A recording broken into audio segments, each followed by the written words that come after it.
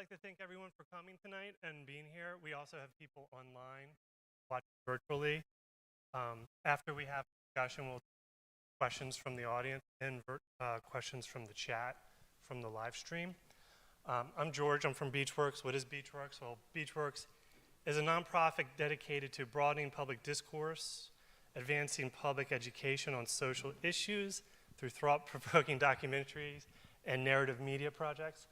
Sorry, I couldn't memorize that. Tonight we're here to launch Root of Wisdom. This is International Underground Railroad Month. This Saturday here in town is Frederick Douglass Day. This seemed like a very appropriate time to do this, especially with everything going on in our country. It is a very, very pertinent topic. Root of Wisdom reveals the people and places of the Underground Road that shaped our history and considers how our stories continue to shape us, specifically today. There will be things that we kind of knew this going in, but it really came through, is that this history is not far removed from us, and things are playing out today, but it's just not going by the same name. This project, the podcast came through. We did in 2022, Root of Wisdom, Nature's Role in the Underground Railroad. It was a guided experience and a film with an online companion that explores how freedom seekers use their knowledge and connection to the landscape and aid in escaping enslavement. The podcast will go beyond that to the larger history of the Underground Railroad, as I discussed briefly. And we came to this because we've been doing a lot of educational programming, and a lot of the feedback we got from colleges and schools was they wanted a longer conversation, and it needed to be free. And podcasting fits that format for us. The first 3 episodes were produced in partnership with Adkins Arboretum, and a big special thanks to Jenna Tieran and executive directors right there. And we also have, again, another special announcement tonight that also takes place at Adkins Arboretum. Beech Works, we partner with Bloomberg Connects. And this partnership, we've started what's called Root of Wisdom Walks. It is a collection of on-site audio-based guided walks that will be available in the end of October through our digital guide on Bloomberg Connects. Bloomberg Connects is a free mobile app that you can download on your phone, which showcases cultural organizations around the world. So these podcasts you hear tonight, you will hear them in a different form as you walk through Adkins Arboretum with guided tour stops. And these places are picked out at the same places these discussions took place. Some of them, we did go off trail, so you can't go there. But it will be definitely a meditative experience for you, and we highly recommend it when it comes out. We're very excited about it. Now, all this happens not in a bubble, so ways to support. If you're interested in supporting us, please follow, rate, and review on Apple Podcasts. Also, share with your friends and sign up for a newsletter. And if you're able and would like to support future episodes, and you can make a donation, you can go to rootofwisdom.org, or interested in sponsoring an episode or a series of episodes, you can contact us through the website. Again, our goal is, teachers told us and professors told us this needs to be accessible to the students for free. A lot of the curriculum and podcasts they want to use today are subscription-based, and it's not affordable. So this is why it's important. And now, I'm going to introduce these lovely people on stage. I'll start with Mecca, who's right here. I've known Mecca a long time. Mecca is a Baltimore-based documentary filmmaker and lover of experiential research.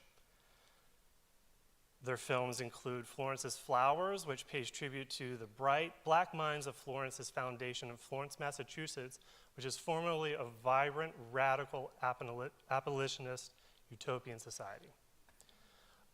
Me Entiendes, correct? Me entiendes. Yeah, what she said. Me entiendes is the name of a documentary as well. Yes. This is a collected and collage of images and sounds from Havana, Cuba, showcasing an exploration of Afro-Cuban culture and identity through the eyes of, how would you say? Una estadounidense. Like a United States person, which is kind of how I identified myself when I was producing that documentary at the time. Which she filmed in Cuba, was in Cuba filming and making this. Our next guest is David Greaves. He is a wildlife photographer and videographer. He is also the founder of Nature Under Your Nose, which is an initiative to reconnect Black, Indigenous, and people of color, BIPOC, to nature on a local and global scale. David speaks extensively on this subject nationally and internationally. And in his spare time, he is a biologist at the EPA. Tony. Why do you make me follow him? Oh, you'll see. Tony is a historian of the American past. He uses his own brand of experiential history to connect people with what has been hidden and left out of today's textbooks. If you take one of Tony's in-person tours, you may find yourself swimming across a river. Or if you're Oprah preparing for the movie Beloved, you may find yourself on a plantation in the 1850s, escaping and making a 12-mile trek alone in the wilderness overnight. Yes, he did do that to Oprah. In 1996, Tony followed routes of the Underground Railroad from Maryland to Canada, 1,200 miles by foot, boat, and rail. This included not so legally shipping himself in a box from Philadelphia to New York City on Amtrak. Tony is the founder and president of the Menare Foundation, Inc., a nonprofit organization dedicated to the preservation of Underground Railroad history, and operates Button Farm Living History Museum Center in Germantown, Montgomery County. If you have a chance, it's worth the drive. So today's format is we are going to play selected excerpts from the podcasts. One guest could not be here with us tonight, and that is episode 2, The Nature of Sacrifice, and that is Tia Wells. We will play one excerpt from that to kind of get us into the space of Atkins, and why we were there, but then also to make that connection for history and today. All right, let me find this real quick in here. All right. Let's see if this works, and if we can hear it, we'll just play it again. We're here at Adkins Arboretum on a landscape that is being interpreted to tell the story of nature's role in the Underground Railroad. You know, in this area, we are just a couple of miles of where Frederick Douglass was born, and right down the road, Harriet Tubman. Interesting thing about Harriet, she was born in 1822, and she dies in 1913. When she's born, Thomas Jefferson is still alive. When she dies, Ronald Reagan has already been born. Wow. Right. So time is a figment, right? And there's very few steps between now and then. My grandmother, who lived to be 93, died in 2003, born in 1910, was alive when Tubman was still alive. Wow. Now, this was not in David or Mecca's podcast, so I would like to know, in hearing this, did you feel that when you were recording your episodes, and what do you think of time really being so short, especially identifying ourselves as American? I mean, I definitely think that it makes the work that, like, Tony does on a daily basis really important, because people were trying to collect accounts and testimonials from people to piece together just history. And people are the history, and so because people only live for such a long time, but such a really short amount of time, it's really important to, capture what you can and, hear people and hear their stories. So I think it's, really important. Can you repeat that question again? You may have listened to the episode 2, but I was curious to think of, in hearing that, and I had never heard that put that way. I always knew America was a young nation, right? 200 years old. So, in hearing that and thinking about what we recorded for your episode, what perspective does that lend? Things haven't changed that much. That's what comes to mind. And when you study history in school and you read historical books, it makes it seem like these things happened such a long time ago, and it's not been that long ago. And it just shows that there's still a lot of work to be done and a lot of education to be had, because some of these things are still happening, like you mentioned, in different ways and different names, but it's still the same issues that folks have encountered just hundreds of years ago. So I think it's just important to continue the conversation and continue the things that we're doing now to keep a light shined on what has happened before.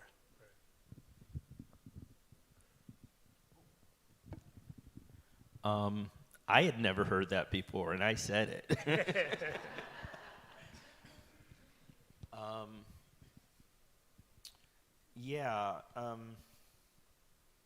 don't know how to answer this other than really what I said, but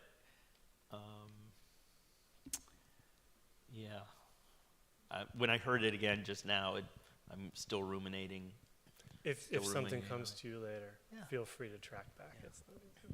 I think based on what we just heard and discussed, this next clip is from David's, and I think it pretty much, for us, historical accounts that we've gone over with Tony, it sounds all too familiar. I was at a wildlife refuge in Philadelphia, and just early in the morning, enjoying myself. There's not a lot of people there. And through the corner of my eye, I kept seeing this white guy appearing everywhere that I would end up being. He would be behind me. So I'm very wary when I'm in the woods. Again, I love being in the woods, but I understand that there's some things that can happen being a black man in the woods, so I'm aware of that.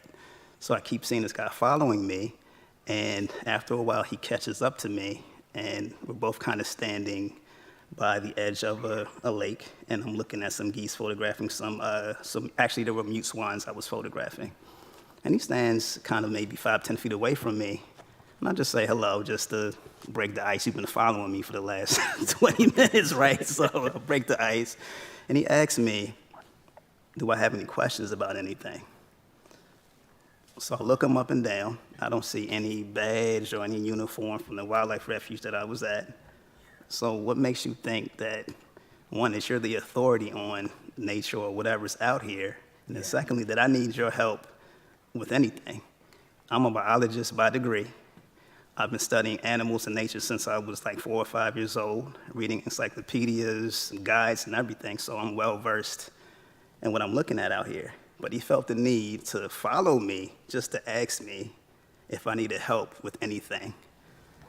But I don't know. Maybe you missed an opportunity, because the thing that you could have asked him is, I do have a question. Why are you following me?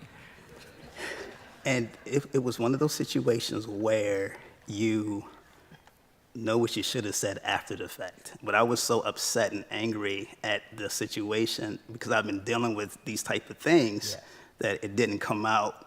Like, I thought of a million things to say after the fact, but it didn't come out in that moment. So I'd like to say thank you for sharing that with us. Since the podcast has been out, which sort of feedback have you gotten? Yeah, a lot of people didn't know that happened to me, so that was news to a lot of people. And it sparked up different conversations. And I think one thing Tony had mentioned maybe a few seconds after that was the topic of gatekeeping. And it made me think of two types of possible gatekeeping that I've experienced. So in the situation with the gentleman at the refuge following me, his sense of gatekeeping was, you can't possibly know what you're doing out here. I need to help you to learn to enjoy these spaces that I've been in that I haven't seen you in. So I think that's kind of one type.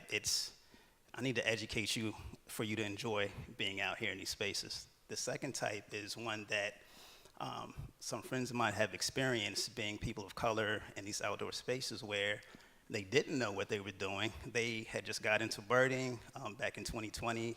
COVID hit, so people are exploring different things to do out in the outdoors. And they went to a refuge and saw a group of people that were on a birding trip, and they wanted to participate, but they were rebuffed and ignored, and they felt hurt by that.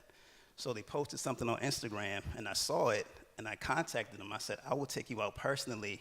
If you want to go birding and look at these animals, I'll take you out. I may not know everything, but we can just have fun and figure it out together, and we've been doing that ever since. So it's those types of gatekeeping where, one, you think you're helping somebody, but you're kind of being obnoxious with it, and the other kind is, we don't want you out here, this is our space, we've been here this whole time, and we don't want any new faces out here. So that's what I started thinking about after I listened to it again and had conversations with my wife and other people about that particular part of the recording.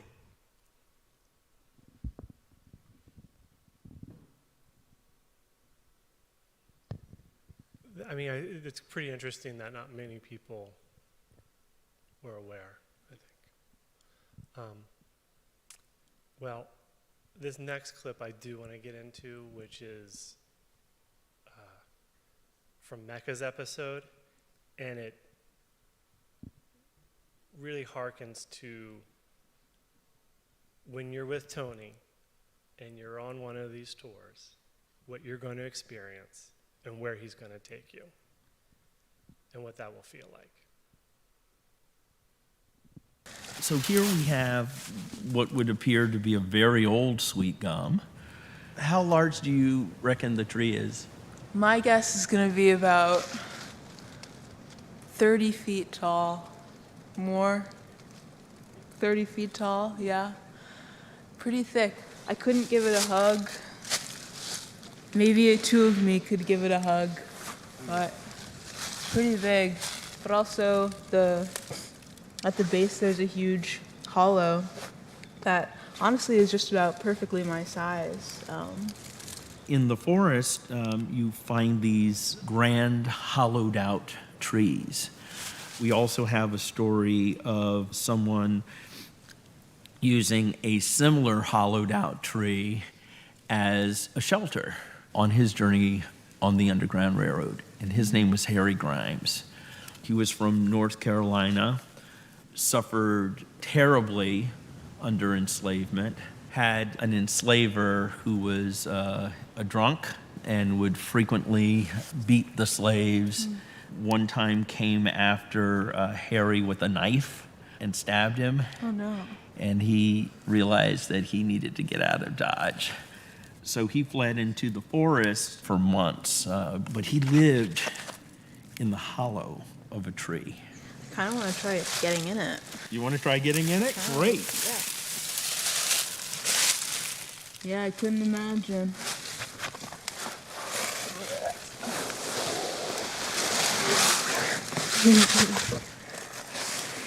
That's incredible.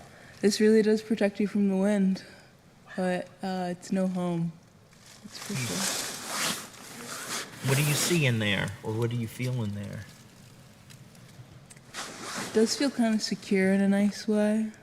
Like, I could imagine coming out and just hanging out in this and being by myself, but it is kind of sinister to, have to be in a place that feels kind of comfortable, but knowing that it is like the shelter for someone who is fleeing from a terrible situation. Yeah. Now, Since then, Mecca, you have taken some nature trips to Sweden. Yeah. So since having this experience and what I'm curious to know more about now that I think we recorded this one over a year ago, right? What has this done, and having you think about things, but then also, have you gone to have other experience because of this experience? For sure. I definitely have strong sensory memories of being in that sweet gum tree hollow, and when I arrived I was like, can't wait to go back to Adkins. I have to go into this tree again for some sort of spiritual reset. But I think that going into a forest with someone who feels confident about where they're going and what we're seeing and what we're interacting with, and also teaching along the way, just that one experience not only made my curiosity feel safe and playing, and also learning and asking questions. And touching is always something that I remember having a lot of hesitancy about while outside. Is this poisonous? Will I have a reaction to something? So I think going inside of that tree hollow, I didn't necessarily think so much about. I think later in that clip, I'm like, oh, whoa, there also might be bugs in here. And I didn't really think about that when I went in for the first time. But no, I definitely think that was a moment that I have felt inspired to touch other things when going outside, and really wanting to learn about what I've been calling them the wonders of the world, are just kind of around. And so I did have a really awesome opportunity to go and visit a friend in Sweden, and they are someone who has more confidence than I is, again, in foraging. And so they're these are Swedish blueberries, I'm 1000% sure. These are edible blackberries, or this is just we went foraging for chanterelles one day, and to make a pasta with. And I think things first of all, eating things in the woods was something that I never thought I would ever do, because I'm better safe than sorry, for sure. But I don't know, I definitely think that moment going into the forest with you, Tony, and Lauren and George, was formative in being you can be curious and you can develop confidence. It's not that you either know or you don't know. It's about spending time outside and exploring. And going to Sweden, I was eating blackberries off of bushes, and here I also will notice that there are edible blackberry bushes around too. And so it's fun to see what's in different places that are the same. And I don't know, I think that confidence of exploring different landscapes just builds an internal knowledge that allows other people to, when you say I'll take you out too to have this experience, and I might not know everything, but we can learn together. I really do feel that has inspired me. Other people's confidence has inspired me to continue to be curious and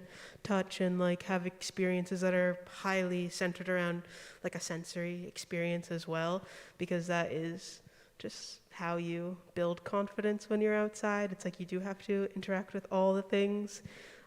So yeah, and I think in relation to the podcast, it's people made such a significant journey and had to rely on nature to do so, to survive, to get from one place to the other. And so I think that also for me was okay, I can recreationally go explore and learn, and it's not even this intense pressure of I'm surviving off the land. I'm just using this as a learning experience, and it can be play for me right now, and that feels like a privilege. So it's been very fun to explore since going out with you all. Yeah. That's great to hear. Tony, you gave tours today, not at Atkins, but down in Dorchester County. When you approach these, taking people out and connecting them through what is there in the landscape to this history, what is that special sauce? What are you looking to do? Because clearly it has an impact. Well, I say this tongue-in-cheek, but I'm thinking about the segment we just heard. The special sauce was, no, you get in the tree. Because the tree on Rooted Wisdom was inspired by an image that's in a book of slave narratives by a man named William Still, who ran a station in the Underground Railroad in Philadelphia and recorded the names, places of origins, all the details about everyone who came through his station for a 10-year period. The book still exists. It's the size of a yellow pages, if you remember that thing. There were some images that he commissioned for it. And so this story of this man, Harry Grimes, who lived like 16 or 18 months in the woods of North Carolina before he could make his connection and get up to Philadelphia. There's an image of him, one on the ground making a fire, and then a second one of him standing inside of this tulip tree, the opening, and he has an axe, and he's about to drop it on what he described as a poplar snake. And the snake's coiled up and, like doing this, like he's gonna get in there. And so George is like, okay, I want you to go into the tree. And all I'm thinking is, do I tell her that in the image there's like snakes? Right.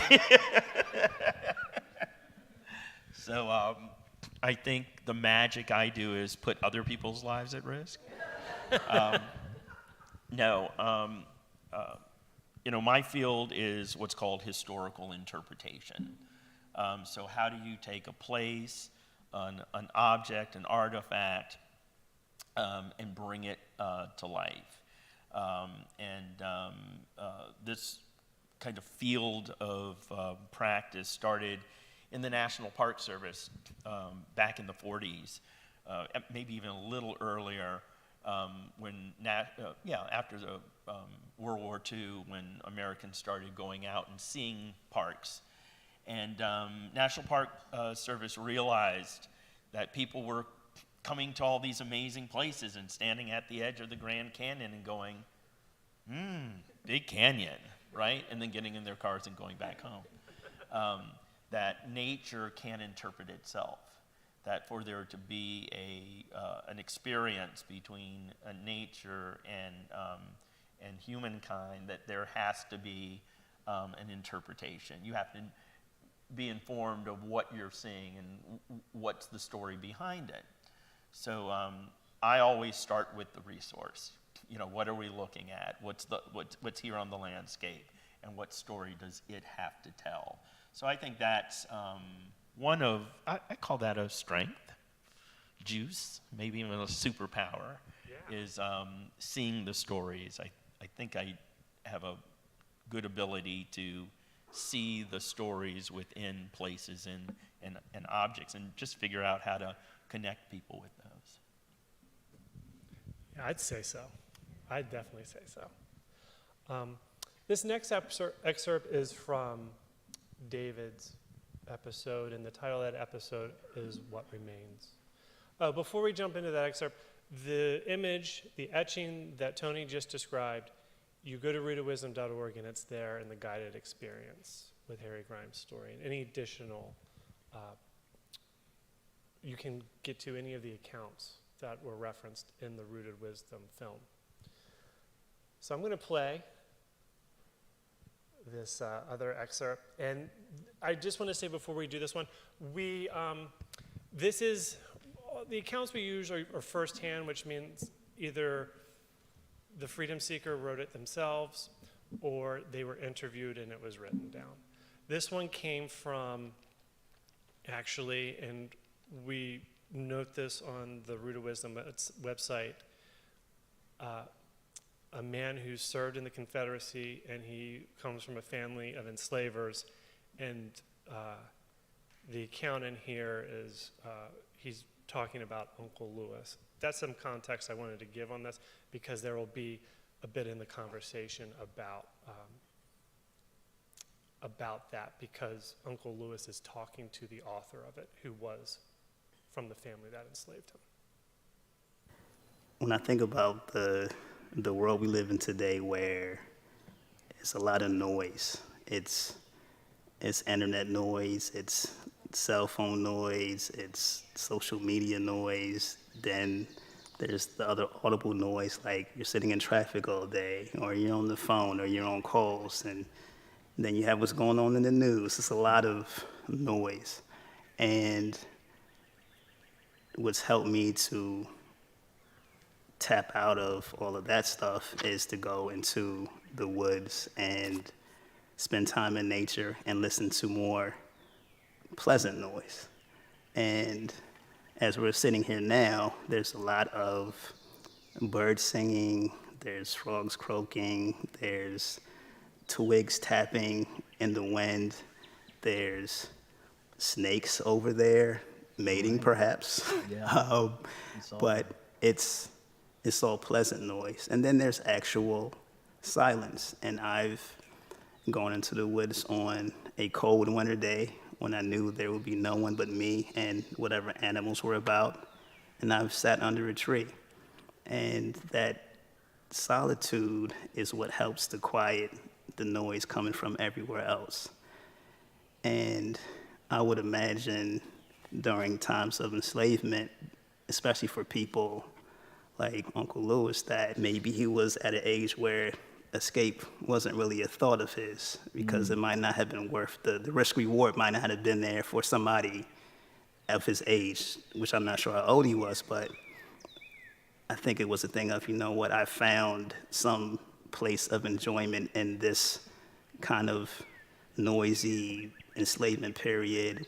All these bad things are happening all around me, but I can go to this tree on this platform that I've made and lay there and listen to nature and listen to and see the drama that unfolds in the natural world with these animals and get some enjoyment out of that, despite being in a time that's not the best for somebody that looks like him. Tony, could you give a little bit more context to Uncle Lewis's account? Because he was not a freedom seeker. He didn't take that step, which David alludes to in the clip, but I think it'd be good to give a bit more context to Uncle Lewis and what his situation was. Yeah, so his story appears in the WPA Slave Narratives, Work Progress Administration. It was part of the Federal Writers Project of the 1930s, part of the New Deal, where artists, writers, journalists were hired by the federal government to collect oral histories, community histories, and they would travel and interview people.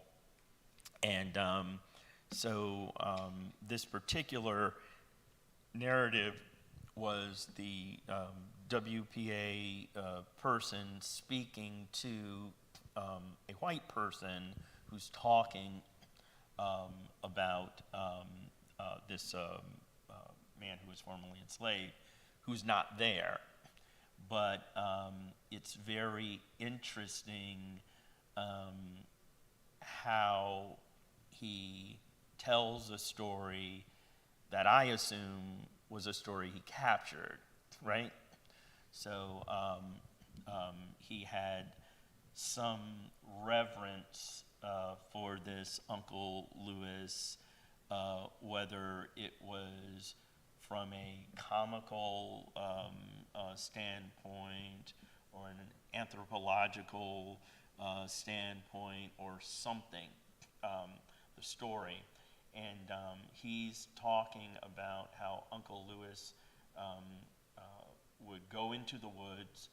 I can't remember the exact details, but I seem to recall it was at a time where it might have even been harvest time, just like, yeah, I don't do the harvest thing, I'm going into the woods. So this self-willed enslaved man would go into the woods, and he had a tree fort. That's what I'm going to call it, some kind of little perch high above the ground where he could see the surroundings, and commented how Uncle Lewis had said that the birds would tell him when danger was approaching. Well, when people were approaching. Danger. Danger.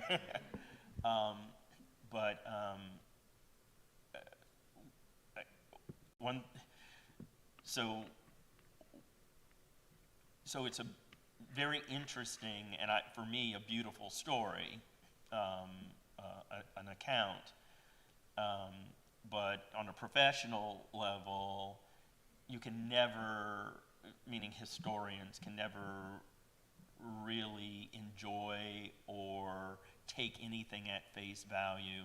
You know, we're constantly looking for the layers and the second and third source so we can corroborate and whatnot. And sometimes I think we miss the bigger message.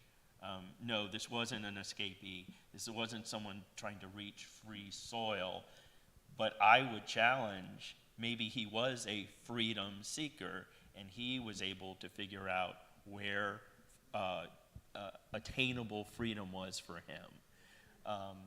Just on the outskirts of the plantation. And I think that has always been a challenge of people of African descent who were enslaved. These were people of the land. They were brought here to work the land because they had knowledge of the land. So they were on the ready, maybe not without contract or consent, but they knew how to get the job done. And then in the post-emancipation age and age of post-wars, 20th century, where we become urban people and suburban people, the land is our boogeyman. The forest is our boogeyman, which is so strange because that has to be the place where there was just generations of knowledge that we will never get back. So in a way, I don't mean this to, I don't want to make this a thing, but sometimes in my mind, I think that's the new form of enslavement, how we have excommunicated ourselves from the land. And when I say ourselves, there's all sorts of social factors that go into that. You go to the park and you're trying to connect with nature and your vision and your art, and someone's following you. But maybe on a different plane, if we're able to put aside who we think we are, what we came to this or that place for, then maybe we can even see an opening to have communication. It's always so intriguing that someone who might not like you will approach you, right? It's very intriguing. And I think us trying to figure out what to do with that is like one of the questions of the age. How do we connect with other people in healthy ways, maybe even if the connection they want to have is something different, right? Just a thought. Right, because you connect history to the resource. In this case, it was nature. So if we can't connect to that, how will we connect to each other? Right.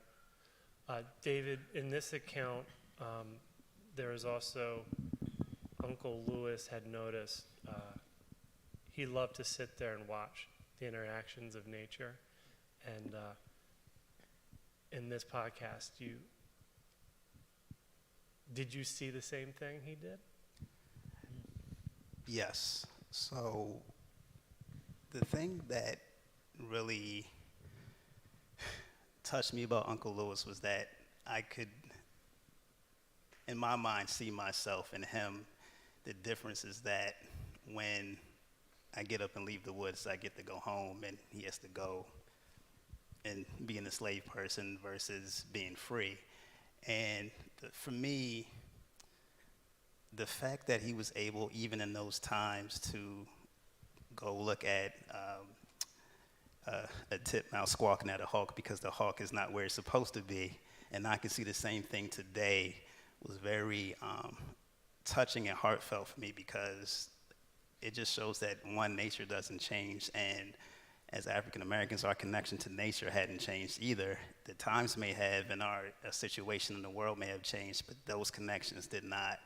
And that, to me, was one of the greatest things that I felt came out of doing this podcast with you guys, was that I learned about somebody who was just like me hundreds of years ago, but we're in different situations in life. So I think that was one of the best things I thought that came out of this for me, just to see that I have a connection to somebody from the past that has my heritage. Yeah, I feel like this event we could have titled it "Time as a Figment." It really is.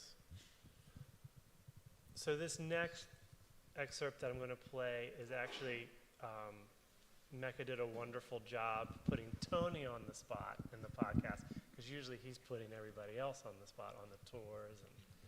But I thought this was I was really happy that you asked him this question, setting it up, hyping it up, because it gives us a really clear window into the importance of projects like this, what Tony does on a day-to-day basis, and I'm just going to play the clip and stop talking. What is it like, and what do you learn every time you sort of step back into the landscape and bring someone along with you to sort of talk about this history? It changes moment to moment, person to person. I see people, who I guide on these experiences, who come out just completely dumbfounded and will say, "I never knew this. Why was this history kept from me?" As if our culture has conspired to to cover up the past. Oh, wait. It has. And that's pretty powerful. I see people connecting the dots, somehow translating the experience of people from a century and a half ago to the present. And just, it's kind of like ballast for the ship, if you will. Like, it's in the past, but they also know that people from many different cultures and many situations around the world are on these roads and seeking sanctuary and escaping from injustice. But what are they escaping to, right? Yeah. That's like the present. That's the dilemma for the ages. Mm-hmm. And that's where we come in as people in the present. We have to open our doors. We have to fight oppression. And that can be very daunting. Yeah, absolutely. Hearing that today, is that what you expected when you asked that question, or did that take you to some place where? I don't know that I asked the question with any ideas in mind. I was just curious, with routine, do you notice what is, I don't know, what stands out when you have a routine that's so nuanced? But I don't know, part of when I was listening to that, which just re-resonated with me, is sort of like, you never know what someone doesn't know, and And I think that there's a lot of pressure that I can put on myself sometimes as someone who likes to examine a setting or a place with a lot of historical significance, or look at resources and try to think them through or piece together a narrative. Or, I mean, a lot of my films end up being like, this is what I learned, but also this is what my experience was like learning this as well. And so I think that what Tony had mentioned about, you know, the different reactions people have, or, you know, each experience being unique based on the person, it kind of regrounds me in some anxiety that it regrounds me from some anxiety that I tend to have, where I don't want to do someone's story a disservice by not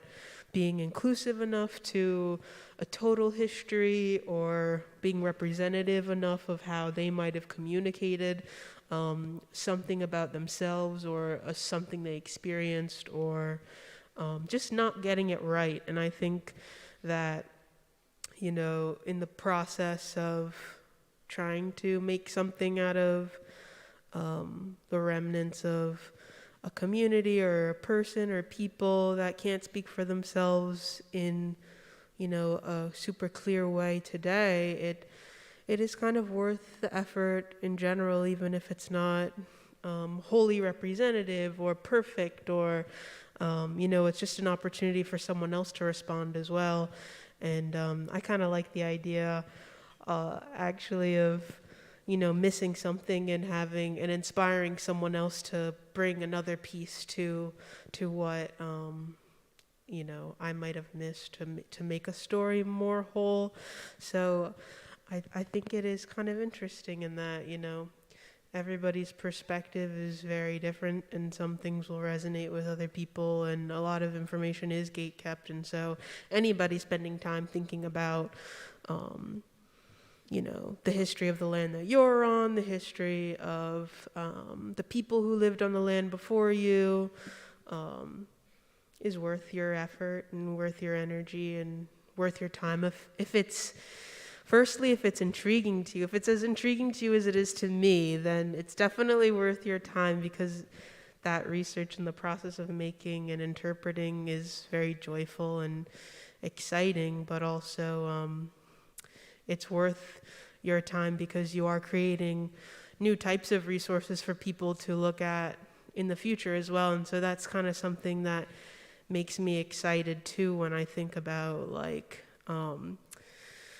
legibility in work. I like to make more experimental forms of storytelling, and so sometimes I also worry that to be a resource, it has to, you know, to be a resource that someone else can learn from, it has to follow, I don't know, some sort of guidelines I learned in my public school system, which are not, you know, all that real. So I think, you know, if anything, it's just interesting for people to have an experience and try to reinterpret the feelings and emotions and concrete facts that they walked away from the experience with. So, yeah, I think that a lot of, I tend to ask questions just for the question, because I'm curious what someone is thinking or how, you know, what they might respond with. So I didn't have a thought when,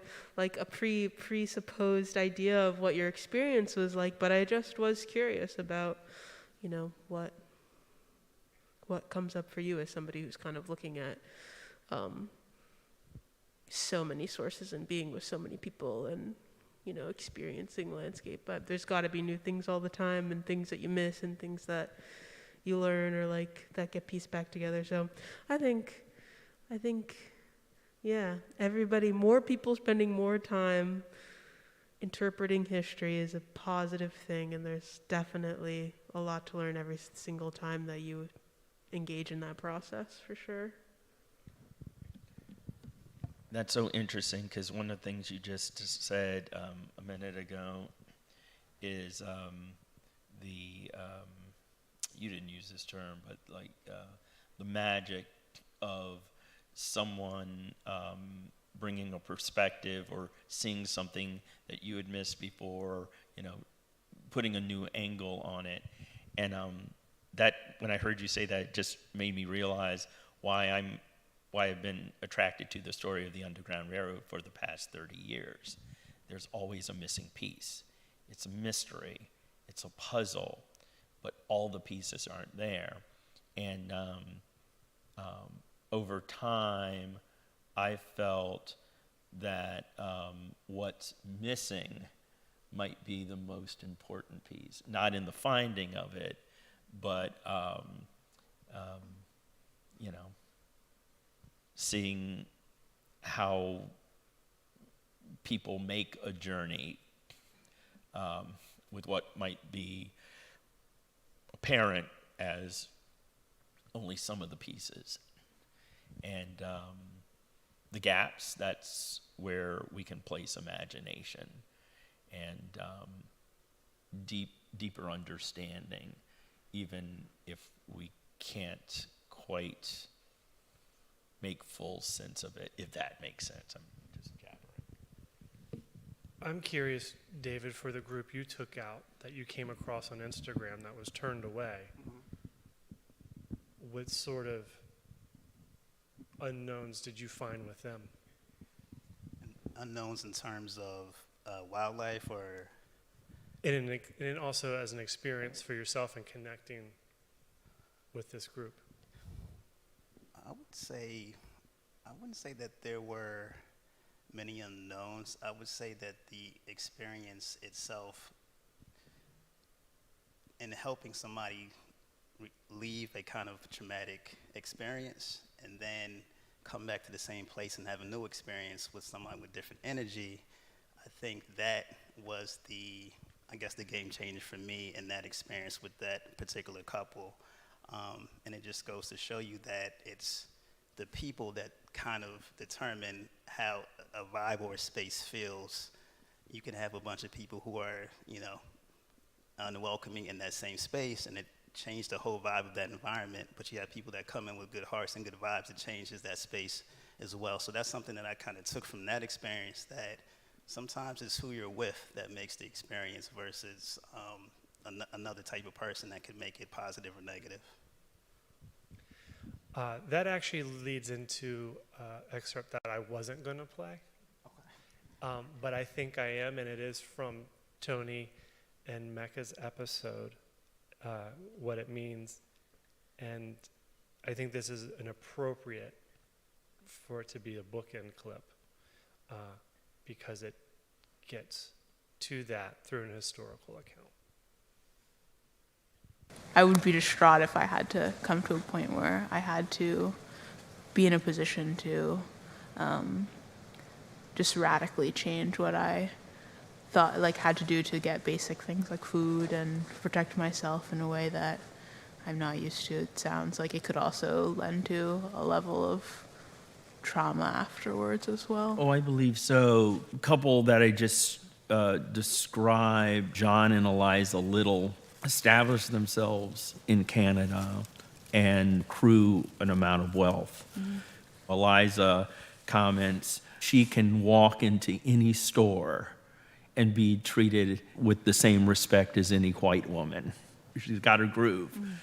But her husband remains bitter, really bitter, and he challenges the reader. He's like, let any man come here and see John Little and say that the Negro can't accomplish anything.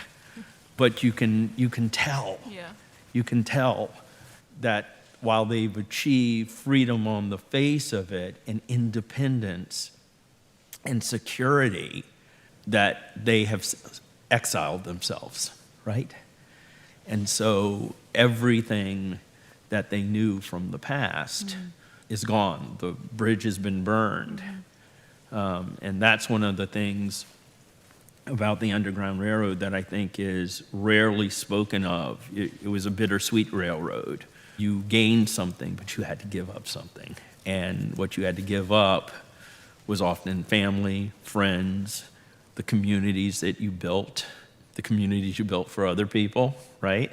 None of that accrued in your favor. It was all gone. Yeah. So It's a story of triumph and achievement, and a story of great loss and despair.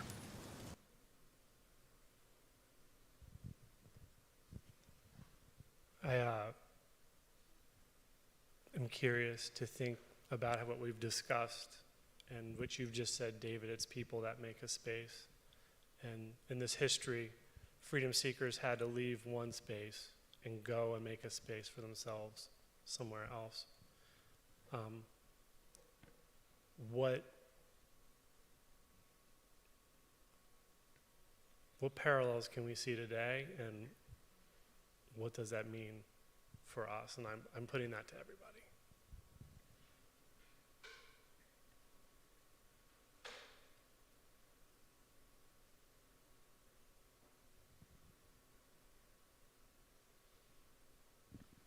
That's obviously a good question. I'm still thinking.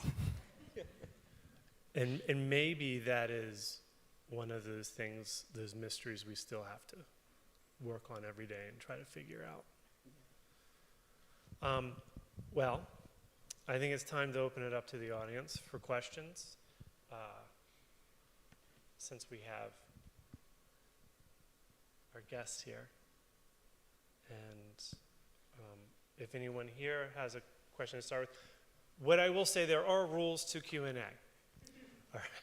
So please, you know who we are. Please, if you're going to ask a question, please identify yourself. And the second important thing is make sure it's a question. That's very important.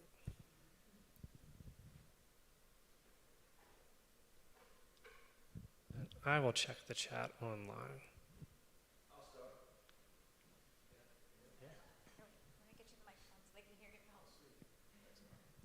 Thank you all. Appreciate you very much for being here.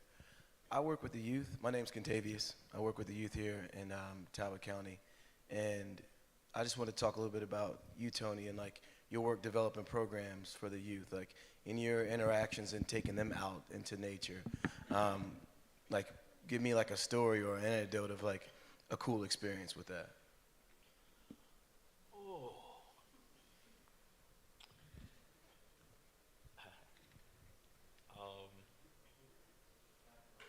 Microphone.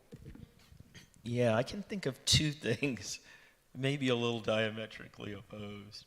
But a while back, I would do these occasional, what I call Underground Railroad night walks, and take people into the woods after dark, along trails, and share stories, some of them drawn from narratives of people who had traveled the Underground Railroad. Some was just stitching information together, but it was kind of like a questions and answers, and we get to a place in the path where there was a split, and we could go 2 or 3 different ways, and I asked people, which way do we go?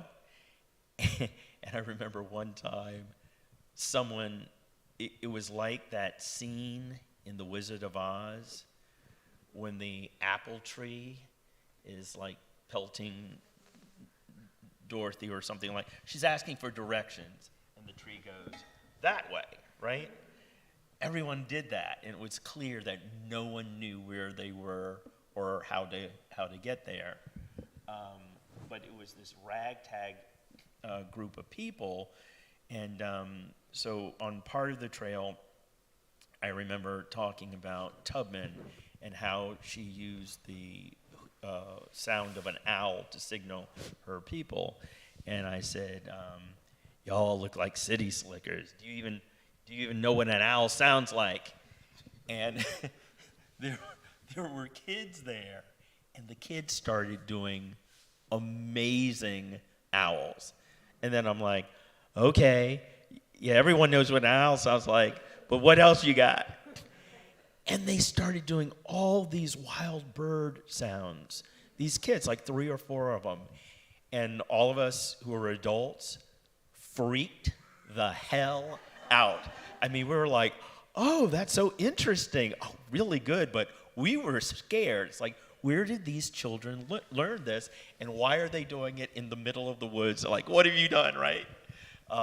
So it was just one of those experiences where something really unexpected happened, and it was mysterious and really beautiful. The other part of it was this was done at one of our county parks, and it wasn't organized very well. So it said night walk, and people were supposed to register, but it listed the time and the place, so people just showed up. So it was supposed to be no more than 50 people, and 40 people showed up, including someone in a wheelchair. And one of the park people said to me, "We can't have a wheelchair." And I said, "We cannot turn away a wheelchair." So halfway through this mile trek in the middle of the woods at night, with someone in a wheelchair on not paved surfaces, I mean rough ground, roots, the whole 9 yards, a little stream that was down an embankment. I'm leading this tour, and I cross the water, and I get to the other side, and I'm starting to, people are behind me, and then I stopped, and I turned around, and there's 6 people lifting and carrying the person in the wheelchair across the stream. And that's when, the mechanics of it, do we have too many people, and did they register? All of that went away. And it was about the raw experience. And I felt that it was about the human experience, meaning history doesn't repeat itself, people repeat themselves. And that at any point in time, there is someone somewhere there reaching out to someone else. And it was very, very powerful. So that's one example. I will also say one time I run a living history center, and one time a group of kids came out, and they had some developmental disabilities, and so we worked out with their teachers that they would get tactile experiences. Not a lot of history, but they get to pick up stuff and handle things, and they'd get to mill about the farm and interact with the animals and all sorts of things. And they came out in a bunch of vans, and so all of the kids got there pretty much at the same time. We started the program, and then maybe 10 minutes later, this other van pulls up, and it's got one more kid in it. And we were all in the pavilion, and I'm already bringing out the tools, and they're looking at things, and they're trying to guess what the tool might be used for. There was a yoke for carrying buckets of water, and someone said, "That's for the water." And I'm like, "Really good." I'm like, "That's great. So how do you get the water on there?" And like, "You need a bucket."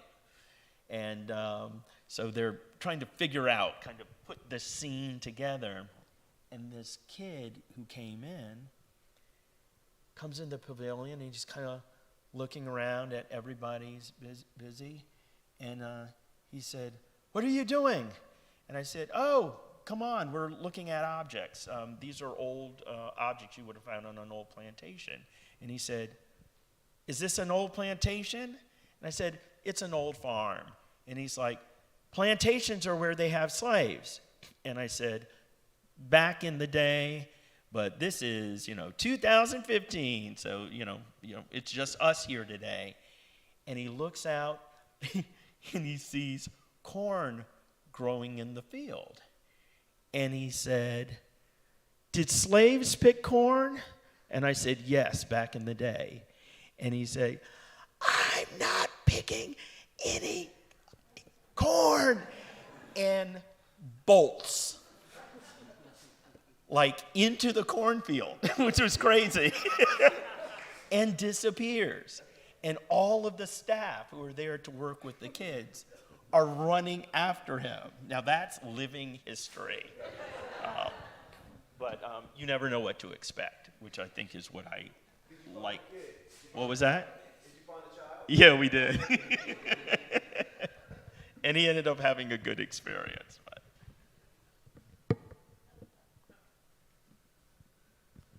Any other questions from the audience? Hi, my name is Karen. You're talking about working with children. Do you also go out and work with the elderly? Yes, I did a bus tour with seniors today. And, every different group, age, demographic, whatnot, has different things they, come to the table with and different things that they were seeking. There was a period of time where I would do these bus tours of the Harriet-Tubman Underground Railroad Byway, and white passengers would sometimes get a little grumpy. That's not the right way. Angry. Halfway through. "This is so amazing. Why was this kept from me? Why did I not know this when I was growing up?" And I would say, "That's a great question. Why don't you take a shot at it?" "Because of racism. I know why, but I'm asking why." And I don't get that anymore from people. The group who came today, all seniors, I think 54 people, 2 were black, the rest were white. They were locked and loaded. I mean, they had read all these different books on Tubman. They were having these, arguments back and forth about, was she born in Madison, or was it Tobacco Stick? And I'm like, how do you even know about these places? And so I think the cultural awareness of our history is at a high point right now. People are seeking out our collective story. And that's a really, really good thing. And so, but I think you have to meet different people where they're at. Yeah. That's great. I keep, to hear something like that, to hear that you're seeing a change, that feels good to hear. Yeah. Especially today with the news. We do have a question from the interwebs. It's Sylvia Sukop, and her question is, let's see. I live in St. Louis and study historical commemoration, and my question is, how are things like podcasts and audio guides perhaps the perfect marriage of live, embodied, on-site experience and digital technology? What does it take? What does it make possible that more conventional teaching modes do not? Looking at you, Mecca. I mean, I definitely love when you're assigned to listen to something, because it feels like you can live your life and also like learn something or be engaged with something else. I think that multitasking is wonderful, and if you can learn and like also go for a walk or learn and wash the dishes or do anything, that's way more accessible. I think, thinking back to my days as a student, like media and having to sit down and watch a movie specifically sometimes felt pretty hard when you're already sitting down and reading, pages and pages and pages of literature for 5 different classes. And I used to just wish that some of my readings were audio essays, or that I could listen to them. So I personally feel very excited that there's just a newer format that makes information accessible to more people and like allows more flexibility as well. But I also do think that it's pretty cool, and it can inspire more like types of conversation amongst people who are sort of debriefing about what they heard, because you're picturing, I mean, I did learn there are some people who don't have the capacity to like create images in their head. I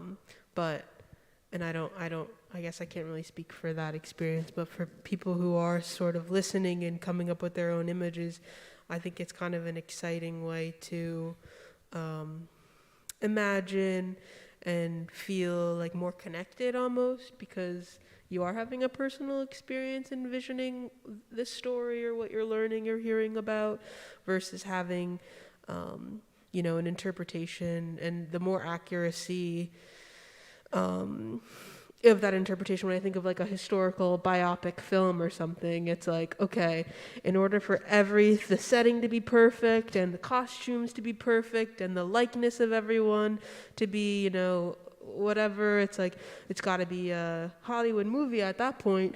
Or people try to take creative liberties where they're like, I'm going to tell, the story of, I think sometimes people put, choose representation of like race and different skin tones in stories that I think it just kind of becomes further from the anecdote almost, and like seeing yourself is kind of different than like interpreting, a history in some way. So I do think that it kind of neutralizes in some way an experience of like hearing a story and like putting some work back into it for yourself, of like picturing and imagining and like empathizing and being there and being present. And I do think it's also magical that you could be moving your body while also like listening. But maybe that's just my own personal fantasy, and I really love listening to podcasts. So, and I wish that was something that I had as a homework option in middle school. But yeah, I just think that bringing more multimedia or like different ways of options too of people to learn about things is just like makes information more accessible, makes people actually able to like digest it, keep it with them, hear it. Like there are just so many more ways for things to resonate, and that's exciting to me. So I see that as a potential way for something like this medium to be effective. Yeah, definitely for us with Rooted Wisdom, the guided experience, the film, it was how do we visually and audibly take someone on this tour at Adkins with Tony, and not be a talking head, but you're there with Tony and Tony's challenging you. And then for this, it was, well, the moving image in audio, how much can you fit in? Because when you show a visual, you have to cover it with something, right? Or if you have an in-depth topic, you have to cover it with a visual, which is hard to do when you really want to get into the weeds in something that, a visual representation will be different for anybody, but you still want them to connect, so the podcast comes in. But David, you go around and you speak nationally and internationally. What is your take on this? I like what Mecca said. I think podcasts are great. When I listened to the first episode that you guys did before we did ours, I used my imagination to kind of see what they were seeing and listen to the birds, listen to the leaves crackling under their feet and things like that. So I think podcasts definitely have their place as a method to spread information. For me, I'm more visual with photography. So for me, with what I do, the visuals are important. So for example, when I started Nature Under Your Nose, my main thing was to have people see a black man out in the woods taking photos, enjoying nature, and making it back home safely. So that's why I use Instagram and Facebook to show that visual. And the same thing with the photos of the animals that I take. I want people to know that I went to, Dover, Delaware, or Belize, and saw these great animals there, and these are the things that you can see there. And you can do things with incorporating the audio of those animals on the photos, but for me, the visuals are important because I believe if you see it, then you can achieve it. So if someone sees somebody that looks like them out in the woods taking these photos, that may spark somebody's interest to do the same thing that I'm doing, and that's why I use visual a lot more probably than audio, but I think there's a place for both of them.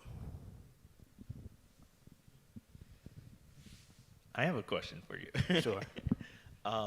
Does being, I'm just going to call you such a visual person, in that visual milieu, does that change or affect in any way how you hear things in the world? You always do this to me. Oh, and let me make it worse. You're also a photographer, Yeah. so you can see something like the rest of us with our naked eye, provided we have our glasses on. But then you're also looking through a lens. So how does this all square?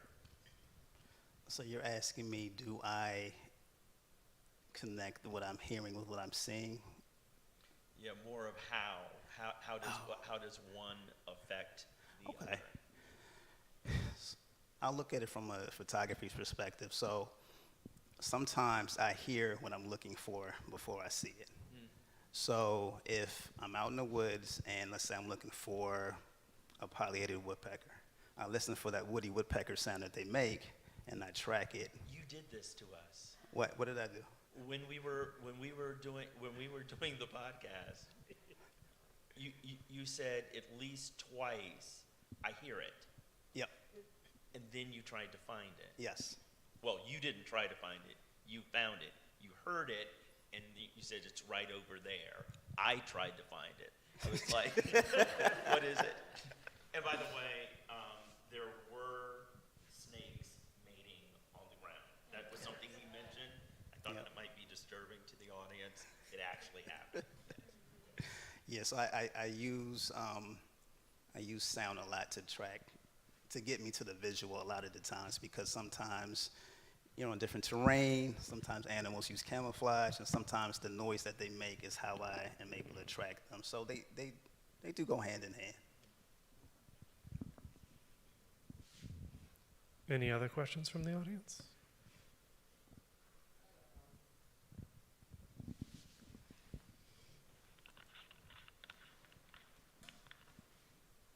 Thank you.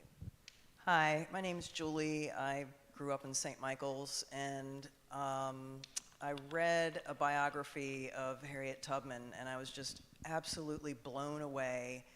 And this was several years ago, so correct me if I get this story wrong, but the story was told about how she's leading a group of people at night, and they're on a path, and she says, she's downloading some message that says, get off the path, and they get into a river or a stream that they're next to, and, she's like, we've got to go across this, and there are, some younger men that are with her. They don't want to go in the water because they don't know how deep it is. She goes in first. She gets almost to the midpoint and realizes the next step is either going to be over her head or she's going to be okay, and she keeps going. Like, her faith was that strong.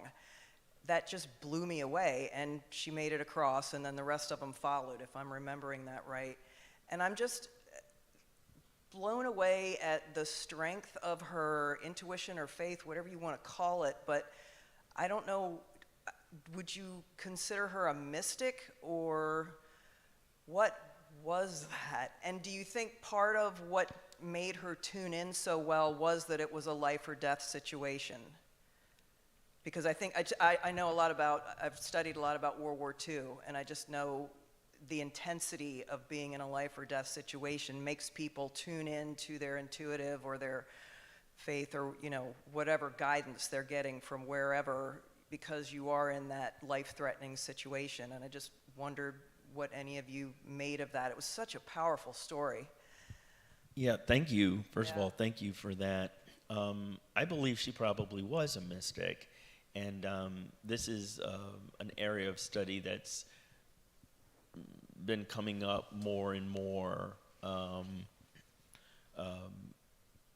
One person was interviewed, or their narrative was recorded. It was someone who had an encounter with Tubman, or actually with a group of people who Tubman had given instructions to for how they could get to the north. And I can't remember the details, but I remember the man saying that she had the charm. At some point, I saw someone deliver a presentation on her as a mystic, and they brought up this particular narrative and pointed out that what the person was saying wasn't that she was charming, but she had that connection, that core. A friend of mine, Therese Taylor Stinson, just wrote a book, Walking the Way of Harriet. I think that's what it's called. I'm doing a brain thing. Therese Taylor Stinson. It's about Tubman as a mystic. But it's also, check it out. Yeah, Walking the Way of Harriet. Therese Taylor Stinson. But yes, I also think, I can tell you, when I was retracing routes of the Underground Railroad in 1996, I walked from Maryland to Canada 2 months, and I was on the above ground railroad, right? I'm following paths. I'm going through, four states, 10 to 25 miles a day. But like I would remember going through rural areas at night on very old roads, because I'd always tried to find roads that had been there during the 19th century. In rural areas, people will have properties and have dogs on them, but no one walks through. There are no sidewalks, so there are no fences. So when you're walking on a road in the middle of the night and a dog comes charging across a property to greet you in the road, right? There's no fence. You can't yell for help because the person's asleep, right? Because the dog just sits outside. So I encountered this several times, and I remember what I would do is just stand still, kind of stand my ground. One time I had to stop and, sit down and, everything I could think, and the dog eventually went back. But when you're in that moment, or when I was in that moment, the survival thing kicked in. I don't think I was in danger, right? Now that I think about it, at the moment I was terrified. And what it left me with the realization, or my experience, was that probably adrenaline was the chief fuel used on the Underground Railroad. That's what powered people. Then think about it. You're going across the stream. Are you going to go under? Are you going to lose your footing? Yeah, we better go back to the plantation where we're guaranteed all sorts of dangers, right? And I think people who got on the road kind of transitioned, that kind of mental psychic landscape as well, right? There's the safety in the thing you know, as opposed to the danger in the thing you don't. Right. So it's all this fantastic kind of, trading of realities.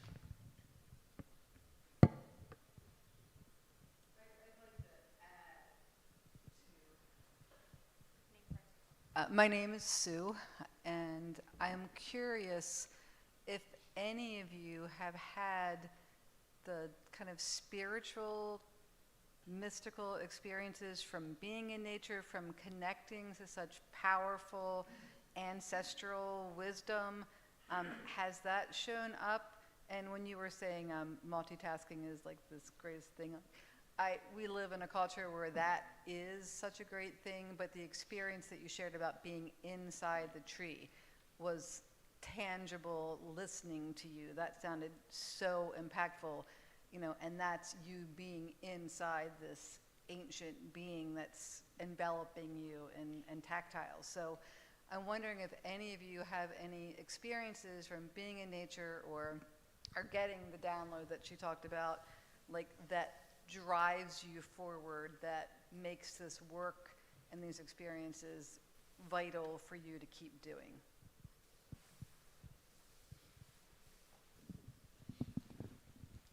I don't know if I would consider this a spiritual experience, but the species of bird escapes me right now. But there is this one particular bird that no matter what woods I go to, I find it follows me and it sings so sweetly. It's not super close, but not super far. But as I'm walking, it's hopping from tree to tree parallel, singing to me, and it's happened at least 4 or 5 times. I don't know what the connection is. Maybe it's just, he likes my vibe, I like his vibe or whatever, but it's happened on numerous occasions. And I think another example would be I've sat on a mossy log and just kind of sat there just still. And I believe that animals can sense who's safe and who's not. And I've sat on a log before and I've had chipmunks run across the log, look at me, pick up an acorn and keep it moving. Other birds have come, chickadees and things like that. Carolina wrens have come. Our Uncle Lewis. But I think in that, to answer your question, I think those are some of the experiences that I've had in nature where I think they know that I come to do them no harm, and they allow me. And some of my best photos have been in those situations where I've been still in the woods and they have allowed me to photograph them and interact with them in a very intimate way.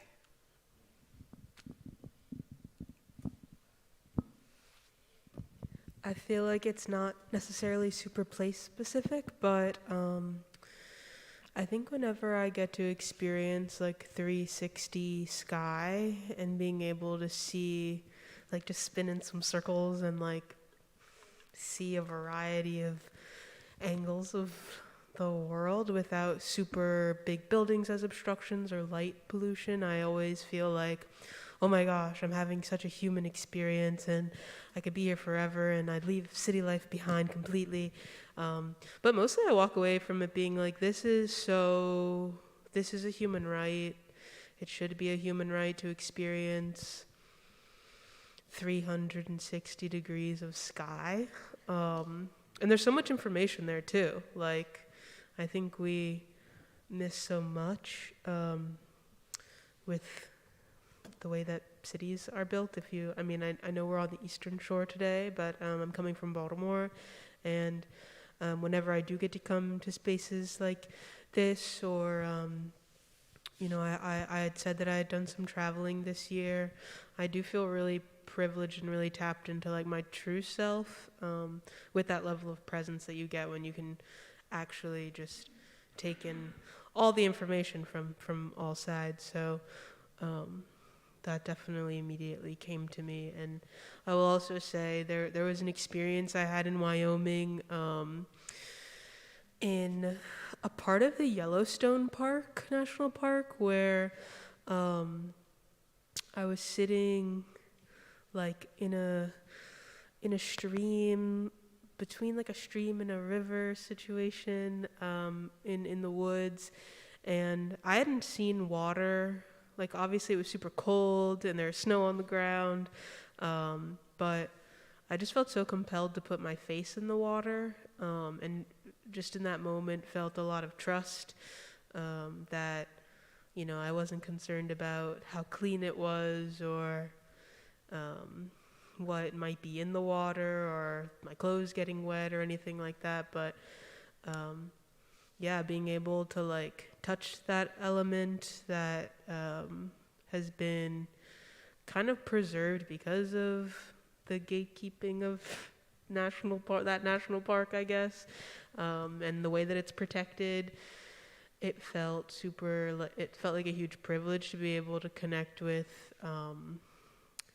just that element that is so sacred and mystical in that part of the country for sure. But I put my face in that water and felt renewed, and then just sat there on my knees for like, I don't even know how many minutes. But my friend came back to me and was like, I'm ready to go. I thought, you know, you really had an experience there. But I don't know, being able to touch clean, fresh water and seeing 360 degrees of sky feel so grounding and resetting. And every time I experience that, I like wish that I knew for certain that everyone was able to have at least one of those experiences at least one time in their life. But it does feel like something that should happen at least on a monthly basis. When I did my, yep. Yep. Hi, my name's Andy. Thank you, panel. My question is, what can we do to increase diversity at Adkins Arboretum, for example, or places in nature? I think that the points that you make about the feeling that every human being gets when they're in nature transcends race. Yet, there in this country, there was, not so long ago, some people felt not welcome at public places. And how do we address these issues?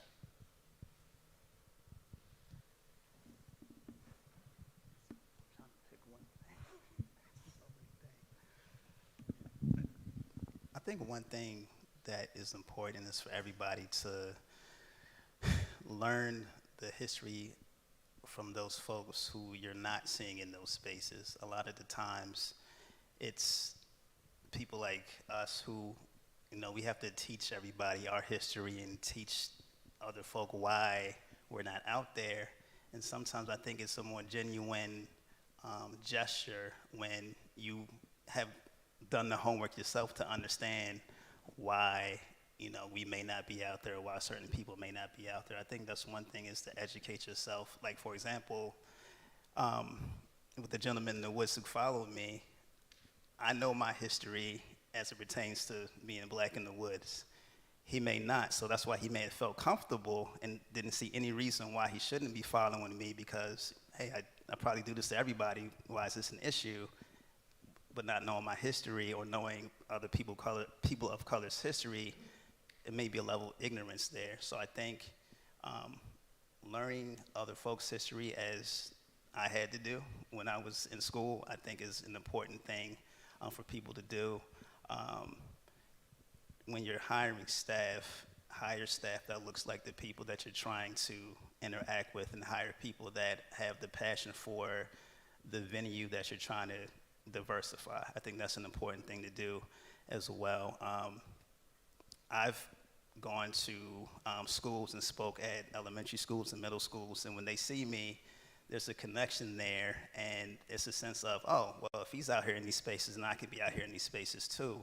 Or if he's a biologist, I can be a biologist too, because I see somebody that simply just looks like me doing that thing.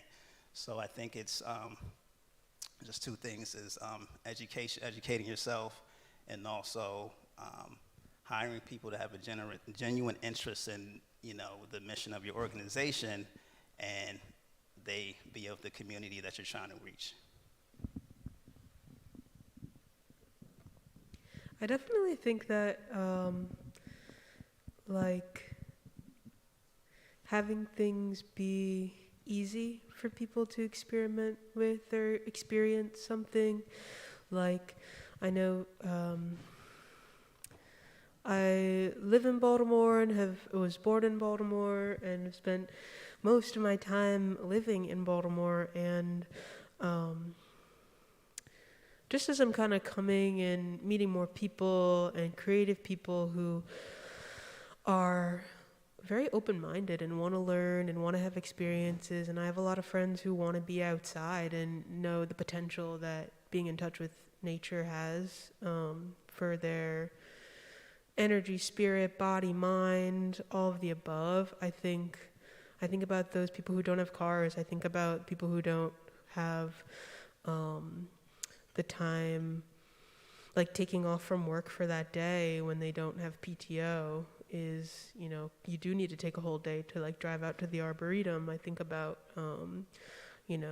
when I think about coming out to the Eastern Shore, I think about lodging, driving, how I'm gonna eat, and then I also am just like, I just want to go to the woods, So I really think that kind of making it easy for people to have an introduction to the space, in that sense, where they can kind of just sign up for an experience to be in the space and not have to worry about some of those.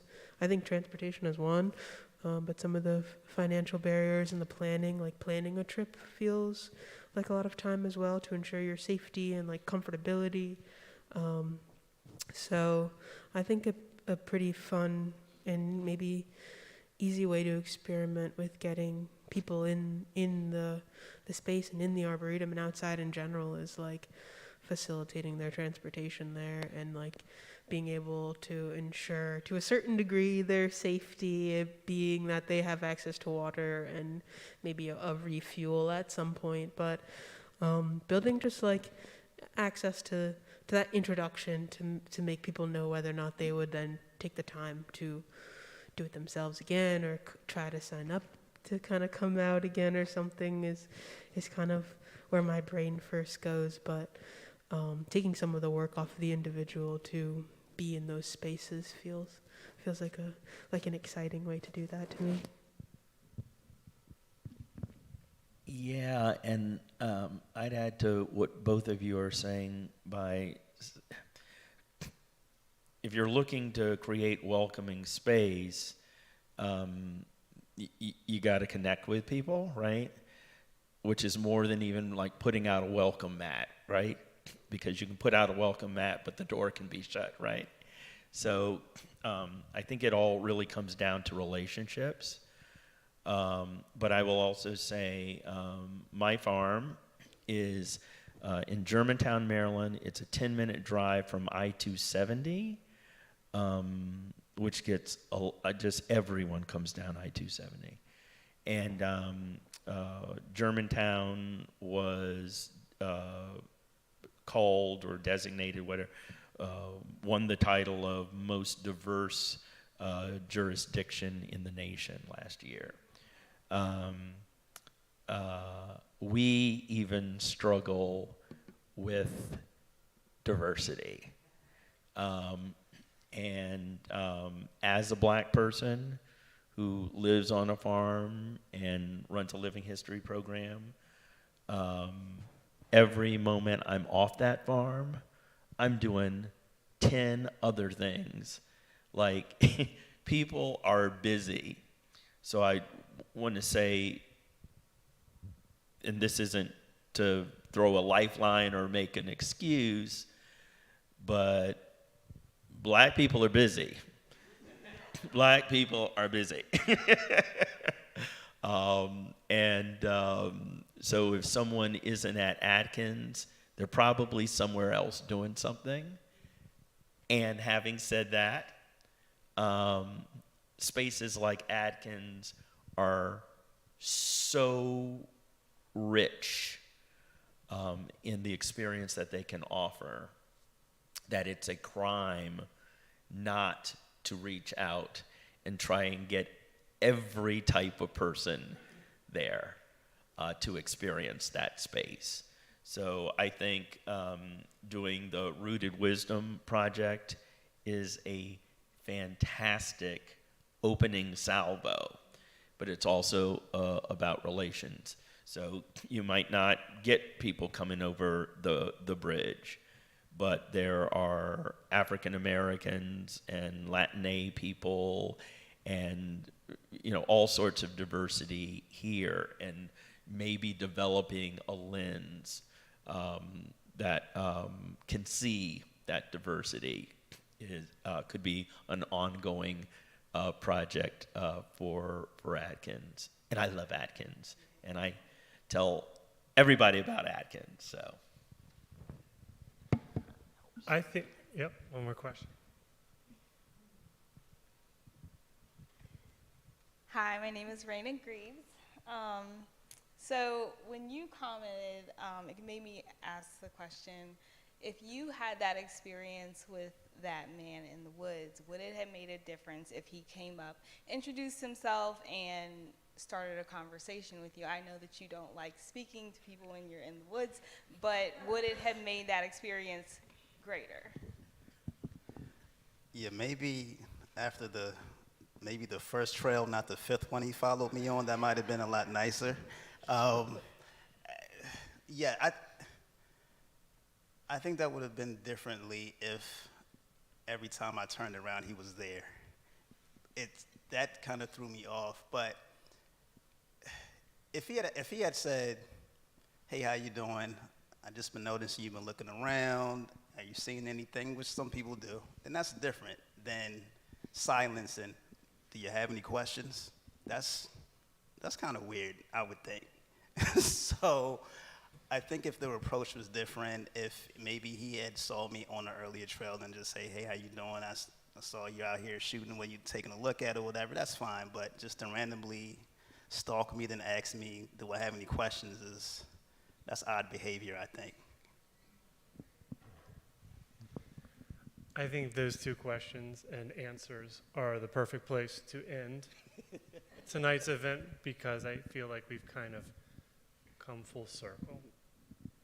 We've identified what needs work on, and we've then established next steps. And I would like to thank our guests for joining us this evening. Big round of applause for them.